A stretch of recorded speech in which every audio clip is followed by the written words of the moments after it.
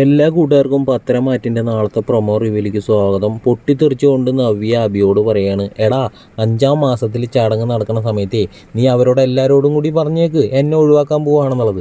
അത് കേൾക്കുമ്പോൾ അബി പറയാണ് കേട്ടോ, അങ്ങനെ എനിക്ക് ഒഴിവാക്കാൻ പറ്റില്ലല്ലോ, അങ്ങനെ ഒരു കെണിയിലല്ലേ ഞാൻ ഇപ്പോൾ കിടക്കണമെന്ന് പറയാണ്. അത് കേൾക്കുമ്പോൾ നവ്യ പറയാണ് അബിയോട്, എടാ ഞാൻ ഒഴിവായി പോവുകയാണെങ്കിൽ എനിക്ക് നല്ല ഉറപ്പുണ്ട്, ഞാൻ പ്രസവിക്കുന്ന എൻ്റെ കുഞ്ഞിനെ ഈ വീട്ടിൽ ചിലരെങ്കിലും അതിനെ നല്ലപോലെ സ്നേഹിക്കും എന്നുള്ളത്. ഈ സമയം നയനെ അവിടെ ആദർശനോട് പറയാണ്, ആദർശേട്ടൻ്റെ അമ്മ ആദർശേട്ടനെ കാണാതെ ശ്വാസം മുട്ടിയിട്ട് അവിടെ ഇരിക്കണ്ടാവില്ലേ എന്ന് പറയുമ്പോൾ ആദർശ് പറയാണ്, എത്ര ശ്വാസം മുട്ടുണ്ടെങ്കിലും എൻ്റെ ഭാര്യ എൻ്റെ അടുത്തുണ്ടെങ്കിൽ ആ ശ്വാസം മുട്ടലൊക്കെ മാറുമെന്ന് എൻ്റെ അമ്മയ്ക്ക് നല്ലപോലെ അറിയാം. അതുകൊണ്ട് എൻ്റെ മോള് അത് ആലോചിച്ച് ടെൻഷൻ അടിക്കണ്ടെന്ന് പറയാണ് കേട്ടോ.